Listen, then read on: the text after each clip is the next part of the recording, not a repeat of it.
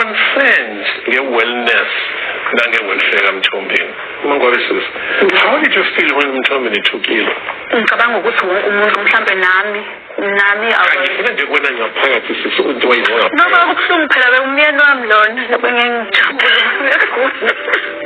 Did it put you off guard waqala mhlambe wafila Of course, because ngimazi umuntu strong. So ukumbona weak in that manner kwangithusa. Umshado wami lo engibona noma ngabe uyisithembu muhle. Uvele kube sengathi mubi ngoba unesithembu. How many people were divorced abangekho esithenjini? Lani indoda yakho uyazi omacele bakwazi ukumshayela umthetho. Ngikuhloniphe lo mthetho.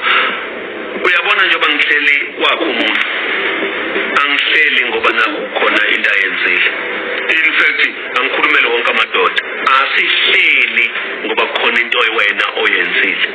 Sihleli ngoba siyazi ukuthi umuzi wethu lo. Sihleli ngoba siyazi ukuthi kunezingane zethu ezifuna ukondliwa. Manje umuntu uvela acabanga ukuthi ngathi khona into ayenzile ukuze sihlale.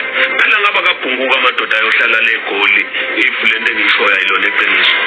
Amadoda they choose ukuthi ahlala kuphi. Yabona lo muzi wakho ohleli bona nendoda yakho easy choice. Wena musu kuyixosha ngokuthi ibone ngathi yenza ichoice wrong. Is a good choice eyenza ngihlale kwami. If wena ucabanga ukuthi khona into enzile ngingakushiya manje. Ngize ngibuye sengifile ungcwabe futhi.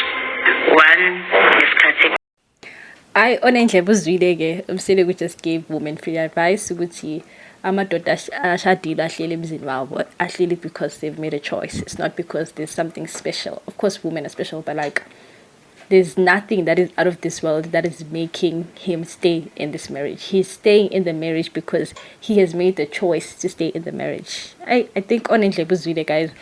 Advice and I really liked this. Really guys, please like the video, please comment down below, and please subscribe to the channel. Most importantly, please subscribe to the channel guys. 600 subscribers is on the road to 1,000 subscribers.